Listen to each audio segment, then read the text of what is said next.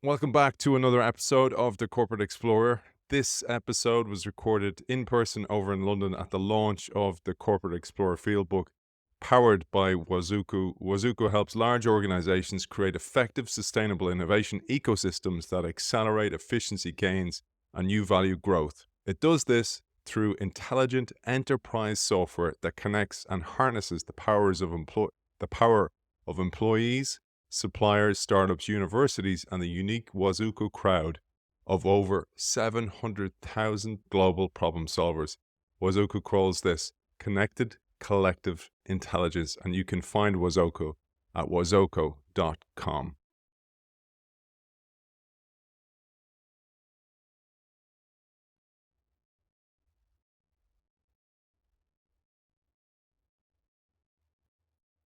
Next up on the Corporate Explorer series, we have Stuart Laws. Stuart is Defence Innovation Unit Assistant Head for the military in the UK. Stuart, welcome to the show. Thank you for having me. It's great to have you, man. We've talked to B. Schofield about how to design a program, etc. But the second oldest organization in the world, along with the Catholic Church, is the military. Yep. And you're in charge of innovating within the military. But you've used the frameworks outlined in the Corporate Explorer Fieldbook to great effect. And I'd love to fast forward a little bit and get to the human side of things that you've done so brilliantly. But let's talk first about how you've implemented challenge-driven innovation. Yep. And then we'll get onto those human sides. Okay. Yeah. So challenge-driven innovation for us is it's a 180-degree switch for what we were doing previously. So defense has an amazing history of generating ideas, but then we get stuck. Because like with every organization, you can generate the ideas, but then it's really hard to actually do something with them. So challenge-driven innovation was an opportunity for us to flip it 180 degrees and actually go to business units who've got a problem, teach them how to frame their problem so that then everybody who's got the great ideas can then be a little bit more scoped and bounded around where the ideas are going. That also then means that we get ideas which are more likely to be useful, but equally the teams responsible for implementing those ideas don't have that allergic reaction of not invented here and all that sort of stuff that we were experiencing previously. So by giving them and empowering them to run a challenge, then means that they get ideas that are expecting, they get ideas that they could do something with, and they're the right team to take the idea forward and implement it as well, which then means everybody's given the ideas, then don't get us frustrated because they're then not waiting years to hear something, or if they hear anything at all. And they can also see that the right team have got it. It's been assessed objectively. It's not just somebody's thought that actually, no, we don't want to do that. There's a reason why they've been rejected or they've been accepted or actually it's been progressed and then didn't get anywhere. So it suddenly becomes a much more friendly experience rather than this black and white corporate experience, which is computer says no most of the time.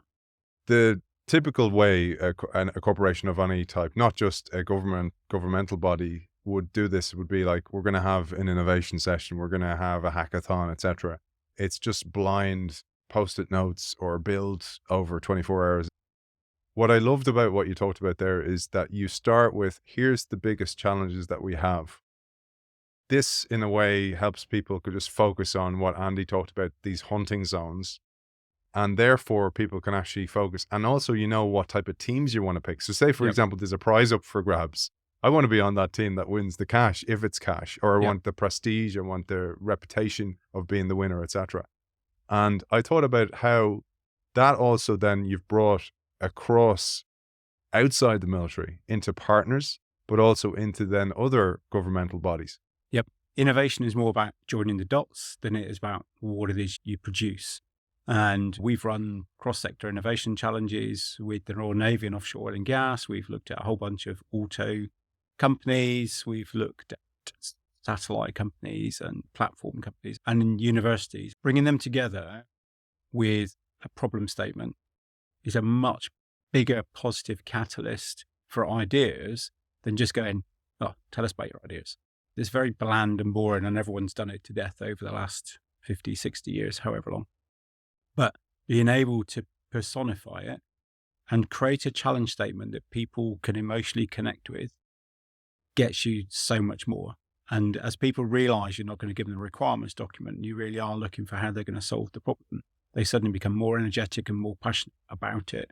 So you end up with this kids in the sweet shop approach rather than your consultants and your big multi-corporate companies ticking off the check boxes of what they're going to deliver and how much they're going to charge you. Because suddenly they don't know. And they've got to work with other people in order to work out what the solution is, because you haven't told them what it is. So therefore they don't have the checkbox approach. So suddenly you get much more honest conversations going as well. And then suddenly you can go, well, actually, we don't need to spend any money here because all those things already exist. We just need to figure out how we're going to use those. And we've done that with at least one challenge with the army, where we found that everything was on the army's wish list at that time was available. They just didn't know because the solutions existed in companies it didn't work with defense. But then we found them when we did the discovery phase and some of the industry engagement activities, like, oh, great, don't need to run a challenge now because everything's there. So suddenly you've then also met the acceleration desire as well, because some of the senior officers want an answer today or yesterday. And you go, actually, in this case, here you go. You just need to buy it and paint it green and then make sure it does the job you need it to do. And away you go. Whereas with other challenges, you obviously then have that extended period where you've got to do your prototype and build a product which you can bring to the marketplace. And for us, the challenge-driven innovation allows us to do that because you can set your boundary and go, actually, at the end of this period of time, the product must be available for us to procure. Now, mine will be defense that buys it first, but a partner who's here, who is not in defense, has much more agile procurement system and they have a shared problem. And we've teamed up in order to do this. And I think that goes back to the older times when we used to do public sector led the way on innovation. Everyone thinks private industry need innovation now, where I think if we were going to be honest, it's a collaboration. There is no one organization or one sector that can really lead innovation in a particular area. If you don't have that collaboration from the beginning, you're going to miss something or you're just going to end up with something which doesn't really meet the need for everyone. It's such a brilliant way to create. One of the great studies I heard about, we had a guy called Ben Sow on the show, and he has a book called Built to Innovate, and he talked about Philips. When Philips were in the UK, they had a team of people that went out and lived with people to see how they use their appliances, etc. This is when they were an appliance company. They're now a healthcare company. And one of the things they spotted in the UK was the water types. So remember you boil a cup of tea and there'd be like this film on top of your tea, this kind of, and you'd scrape it away. And they'd see these people scraping away this film with a spoon. And then they were like, brainwave, because they were living with them, seeing them, they put in that little filter on the kettle. They were the guys who brought in that. And then they had this kind of head start on everybody else, and then everybody else starts doing it. But it came to mind when you were talking about this, that you co-create with your suppliers, you co-create with people who have capabilities that you don't have. And by you constantly tapping in with them, that you have this public-private enterprise in real time building a product that has a customer at the end of it. Yep. It's a no-brainer, really. And it needs a change in mindset more than actually a change in structure. Absolutely. To some extent, part of that mindset is coming from the way that I work with my team. We very frequently go, that's clearly the right thing to do, but just because it's the right thing to do doesn't mean you're going to land it. So therefore, you start the momentum, and the agreement is we're going to do this until somebody says no or stop. At some point, we're going to get to the point of no return, by which point it's too late for anybody to stop us anyway. And it's surprising how much you can achieve when you have that sort of mindset, especially in an organization which is indoctrinated to resist change, because everyone just thinks you're being permission to go because you're doing it. Therefore, you must have permission to do it or you wouldn't be doing it. That's so important. And that's something not just in governmental organizations. And there is obviously, for good reasons, risk aversion in many organizations. But it's this perceived, I can't do this. Perceived, we talk about that glass ceiling. This is like the glass igloo all around you, and you can't actually feel. You can go beyond your certain boundaries. But what your whole approach to your team is go through the boundary until you're told no. Yep. But I want to bring that back then, because one of the key pieces of work that you've done, and I said I wanted to get to this because I absolutely love what you do here, is you apply marketing personas to the type of people that you have to go to seek permission or perhaps to sell the idea to. Yep. And I think this is so understated and so important for a corporate explorer. Absolutely. So I went through a period of time when I was learning how to do things and how to run a team and how to make change. And the early years in defense in particular, suggesting a change was always hit with that brick wall. And it's like, okay, but it's quite clearly the right thing to do. Why didn't I see it? And it's that whole how can I get the person who said no to understand the value of what's being proposed? And it's like, how do I get them on side? I had a friend who was in marketing, and she mentioned that they have stakeholder personas. If you're going to go and sell a product to a particular demographic, you have to understand them, what they think and the rest of it, so that you almost take away their ability to think about not buying it.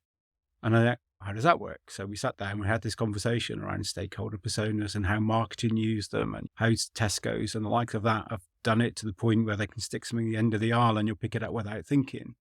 And it's bringing that whole mindset into, okay, innovation is probably the only part of business where you still have to seek those permissions and get that personal buy-in and the rest of it. Whereas everything else is driven by a business case and the money's cost saving, return on investment and all those sorts of things, which are fairly simple to set out. Getting someone to agree to something which is new and different outside the comfort zone, you've got to then understand that individual. And I might need 3 or 4 senior execs that I've got to get on side, but they all like to receive things differently. They all think differently. They've all got different priorities, but I need a yes from all of them.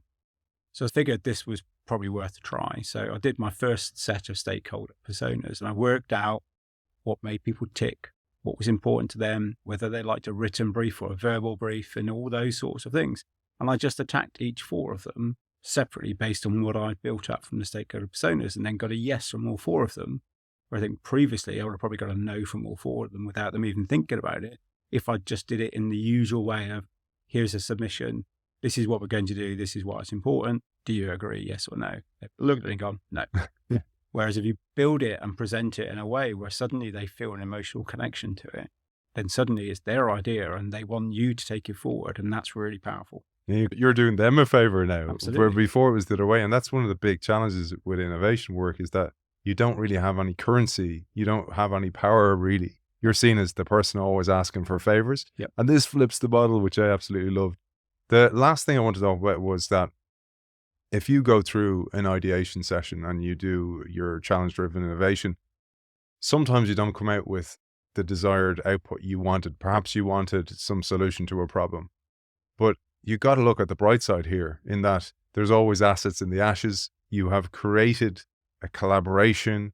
You have different people from different departments now speaking to each other. Maybe they've created alliances.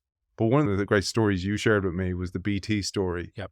And how sometimes somebody somewhere in your pipeline, in your supply chain, has a solution to your problem. But without this way of communicating and finding them, you're never going to actually find that solution. Yeah, and that was from the High Altitude Intelligence Challenge that we run with the UK Stratcom, Inmarsat, Joint Maritime Security Centre and the General Alliance Authority. And that was around disaster relief things. And one of the question sets that come through the challenge was around, how do we provide communications to first responders going into a disaster area because there's been an earthquake or a tsunami, whatever it might be. Therefore, the infrastructure has been wiped out. And we quickly realized that actually what we wanted was another payload to go on the stratospheric platform, which had to be able to provide communications. And then one of the companies that came in to our industry engagement stuff was BT. And it's like, we've got the plans for an antenna, but we didn't think it would be financially viable, so we shelved it. But now Defence has come forward to these other partners going, we want to be able to do the following things. We know that if we can work with the right platform provider, we can give you a persistent antenna to provide 5G coverage in a 100-mile area from one payload. And it's like, that's amazing. Let's do that. Oh, by the way, we've got this guy from Kingston University over here who's got a parachute system, which will save the expensive payload if something goes wrong. Whereas normally with stratospheric systems, you'd have to write them off if something went wrong. They'd just crash and burn. And suddenly BT had something, didn't think it was viable. You've got a platform company, you've got the ability to do it and understand how it all fit together. And then you've got this single guy from Kingston University who's got a way of saving the bit we've really invested in and we want to reuse again. And that's the dream. Yeah. And then BT are now rolling that out across the UK in hard to reach areas so that people have 5G coverage where they wouldn't normally have had 5G coverage. The great axiom of innovation, it happens at the intersections when people come together. And you've seen this, you've lived it as well. Stuart, for people who want to find you, where's the best place to reach out to you? So probably the easiest way to find me is either on LinkedIn, or I've got my own coaching consultancy as well for innovation, which is Idea Shadow Coaching Limited. And just find me there.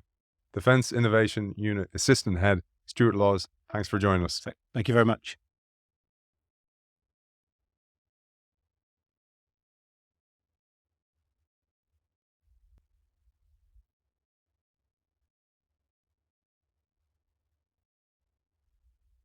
I hope you enjoyed that. Yet another in-person session of the Corporate Explorer from this book behind me, the Corporate Explorer Field Book.